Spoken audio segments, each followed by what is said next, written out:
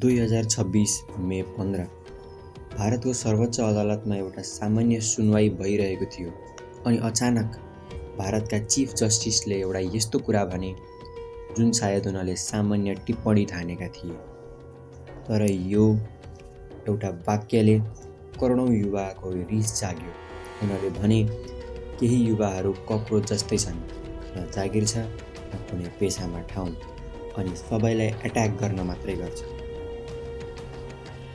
केवल एउटा वाक्य, तर 5 दिनमै कक्रोच जनता पार्टी नामको नयाँ आन्दोलन जन्मियो। इन्स्टाग्राममा भारतको रुलिङ पार्टी बिजेपीलाई समेत पछि पार्ने, ट्विटर एकाउन्ट ब्लक हुने, पाकिस्तानसँग जोडिएको कन्ट्रोभर्सी सुरु हुने, अनि अहिले केही मानिसहरू यसलाई वास्तविक चुनावमा लैजाने कुरा गर्दैछन्। तर वास्तविक प्रश्न यो हो, यो केवल मिम हो कि एउटा नयाँ पोलिटिकल मुभमेन्ट, कि जेनजीको दबिएको रिसको विस्फोट? किनकि जब तपाईलाई यसको भित्र गहिराएर जानुहुन्छ, यो कहानी धेरै नै रोचक बन्दै जान्छ।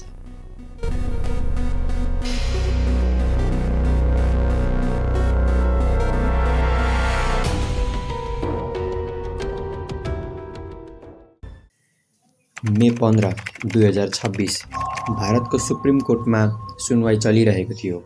त्यही क्रममा चिफ जस्टिस सूर्यकान्तले बेरोजगार युवाहरूबारे एउटा यस्तो टिप्पणी गरे। Youngsters like cockroaches, they don't get any employment, they don't have any place in profession. Some of them become media, some of them become social media, some of them become RTI activists, some of them become another activists, and they start attacking everyone. And you people file contempt petition because High Court is not taking up the matter of, as if there are already parasites in society who attack you people, you attack the system, and you want to join hands with them.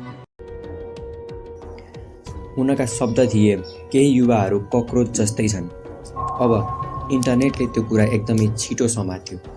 लाखौँ युवाले एउटै कुरा महसुस गरे, हामीलाई cockroach भनियो। पछि chief जस्टिसले clarification दिए। उनले भने मेरो कुरा फेक डिग्री भएका केही व्यक्तिहरूतर्फ थियो। तर इन्टरनेटमा एउटा यस्तो नियम छ, क्ल्यारिफिकेसन आउनु अघि ड्यामेज भइसकेको हो। अनि त्यो रिस मिम बन्न थाल्यो, मिमबाट मुभमेन्ट, अनि मुभमेन्टबाट कक्रोच जनता पार्टी।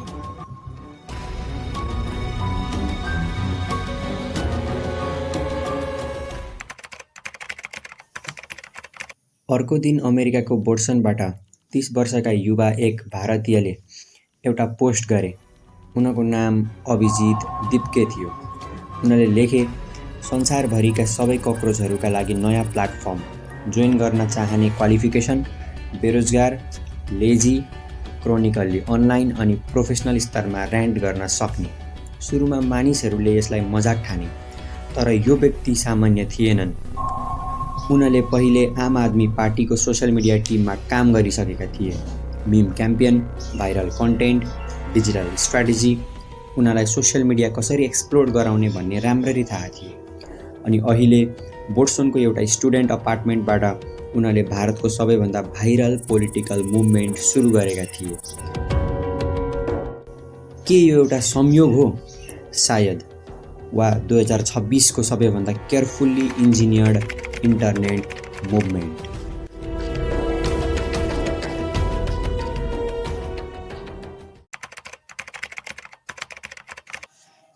सुरुमा धेरै मानिसहरूले यो पार्टीलाई एउटा जोक माने, तर जब यसको मेनिफेस्टो हेर्नुभयो, कुरा अलि सिरियस देखिन थाल्यो। उनीहरूको मुख्य मागहरू: पहिलो, रिटायर्ड चिफ जस्टिसहरूलाई राजनीतिक रिवार्ड जस्तो राष्ट्रसभा सिट दिन नहुने। दोस्रो, महिलाको रिजर्भेसन 33%बाट 50% बनाउनु पर्ने। तेस्रो, पार्टी परिवर्तन गर्ने एमएलए वा एमपीलाई 20 वर्षसम्म चुनाव लड्न रोक लाउनु पर्ने। चौथो, यदि भोट ट्याम्पर भयो भने इलेक्सन कमिसन एकाउन्टेबल हुनुपर्ने। अब सोच्नुहोस्, यी मिम डिमान्ड्स होइनन्, यी वास्तविक राजनीतिक मुद्दाहरू हुन्। अनि उनीहरूको स्लोगन सेक्युलर, सोसियलिस्ट, डेमोक्रेटिक र लेजी। यो पार्टीको हेडक्वार्टर कहाँ छ त? यो पार्टीको हेडक्वार्टर जहाँ वाइफाई चल्छ। अनि भोटिङ सिम्बल मोबाइलभित्रको एउटा कक्रोच। मजाक जस्तो देखिए पनि यसको मेसेज भने वास्तविक थियो। अब आउँछ सबैभन्दा कन्ट्रोभर्सियल भाग। पार्टी लन्च भयो मे 16 मा अनि केवल 5 दिनमै इन्स्टाग्राममा 16 मिलियन फलोवर्स। ध्यान दिनुहोस्, भारतको रुलिङ पार्टी बिजेपीको भन्दा धेरै, कङ्ग्रेस भन्दा पनि धेरै, एउटा 5 दिन पुरानो स्याटेरिकल पार्टी भारतको बिगेस्ट पोलिटिकल पार्टिजलाई सोसियल मिडियामा उछिनिरहेको थियो। अनि यहाँबाट प्रश्न सुरु भयो। धेरै फलोवर्स भारत बाहिरबाट देखिन थाले, पाकिस्तान, बङ्गलादेश, टर्की। कोहीले भने यो युवाहरूको वास्तविक फ्रस्ट्रेसन हो, अरूले भने यो फोरेन इन्फ्लुएन्स भएको डिजिटल अपरेसन हो। अनि अर्को इन्ट्रेस्टिङ कुरा, धेरै एन्टी गभर्मेन्ट भोइसेसले यसलाई सपोर्ट गरे। त्यस पछाडि डिबेट झन् ठुलो बन्यो। तर एउटा कुरा भने क्लियर थियो, भारतका धेरै युवाहरू सिस्टमबाट फ्रस्ट्रेटेड थिए। अनि अनेस्टली नेपालमा पनि जेनजी बीच यस्तो फ्रस्ट्रेसन देखिन्छ र देखिन्थ्यो। यहाँ पनि सोसियल मिडिया मार्फत प्रोटेस्ट कल्चर बढ्दै गएको देखिन्छ, चाहे त्यो करप्सनको कुरा होस्, जब अपर्च्युनिटिज, विदेश पलायन वा सिस्टमप्रति डिस्ट्रस्ट।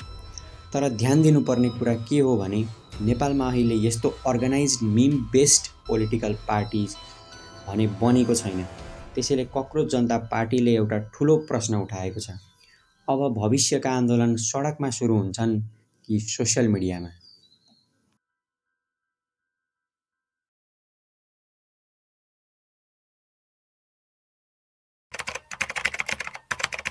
सिजेपीले बिजेपीलाई इन्स्टाग्राममा क्रस गरेपछि अचानक यसको एक्स एकाउन्ट भारतमा ब्लक गरियो। सोसियल मिडिया फेरि एक्सप्लोड भयो। केहीले भने फ्रिडम अफ स्पिच कहाँ गयो, अरूले भने फोरेन इन्फ्लुएन्स भएको मुभमेन्टलाई रोक्नै पर्छ। अनि यहाँबाट फेरि एउटा ठुलो डिबेट सुरु भयो। एउटा लोकतन्त्रमा सेटायर र डिसेन्टको सीमा कहाँसम्म हुन्छ? अनि अर्को कुरा, इतिहासले एउटा कुरा देखाउँछ, जति नै जोकलाई दबाउने प्रयास गरिन्छ त्यति नै त्यो अझै शक्तिशाली बन्छ, जुन हामीले नेपालको जेनजी प्रोटेस्टमा देखिसकेका छौँ।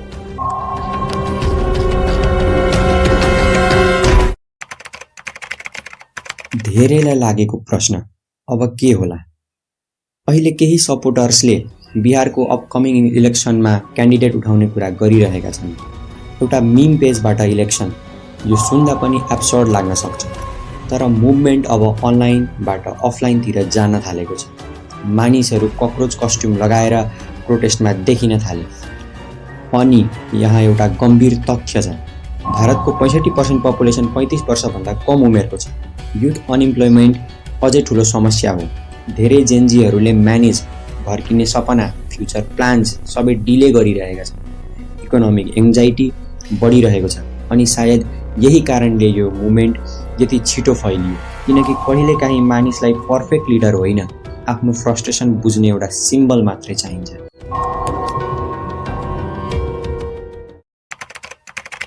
अब यो सबै चलिरहेको बेला सबैभन्दा महत्त्वपूर्ण कुरा, भेरिफाइड चाहिँ के छ? पहिलो नम्बर, चिफ जस्टिसको कमेन्ट वास्तविक थियो। दोस्रो, कक्रोच जनता पार्टी वास्तविक सोसियल मिडिया मुभमेन्ट हो। तेस्रो, यसको फलोवर्स करोडौँमा पुगे। चौथो, यसको फाउन्डरको पोलिटिकल ब्याकग्राउन्ड छ। तर के यो फोरेन ब्याक्ड अपरेसन हो? यसको कुनै क्लियर प्रुफ छैन। के यो भविष्यको ठुलो पोलिटिकल फोर्स बन्न सक्छ? अहिले भन्न धेरै चाँडो हुन्छ। तर मेरो विचारमा कक्रोच जनता पार्टी समस्या होइन, यो एउटा सिम्टम हो। एउटा यस्तो जेनेरेसनको सिम्टम जसले राम्रोसँग पढ्यो, डिग्री लियो, रुल्स फलो गर्यो, तर फ्युचर भन्ने क्लियर देखेन। अनि अब सिस्टमले उनीहरूलाई इग्नोर गर्यो। उनीहरूले रिसलाई मिममा बदलिदिए अनि मिमलाई मुभमेन्टमा।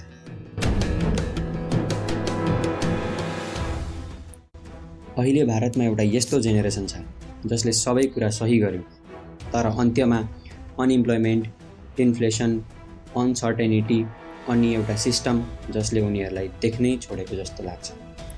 अनि जब उनीहरूलाई कक्रोच भनियो, उनीहरूले भने ठिक छ, हामी कक्रोच नै सही, तर एउटा स्वानलाई क्रस गर्न सकिँदैन। कक्रोच जनता पार्टी जोक हुन सक्छ, तर यसको पछाडिको फ्रस्ट्रेसन भने जोक होइन। अब प्रश्न तपाईँलाई, के फ्युचरमा मिम पार्टीले वास्तवमै पोलिटिक्स बदल्न सक्छ? कमेन्ट गरेर भन्नुहोस्। अनि यस्ता सिनेमेटिक मिस्ट्री डकुमेन्ट्री भिडियोज मनपर्छ भने लाइक, सेयर र सब्सक्राइब गर्न नबिर्सिनुहोस्। भेटौँला अर्को रोचक कहानीमा। धन्यवाद।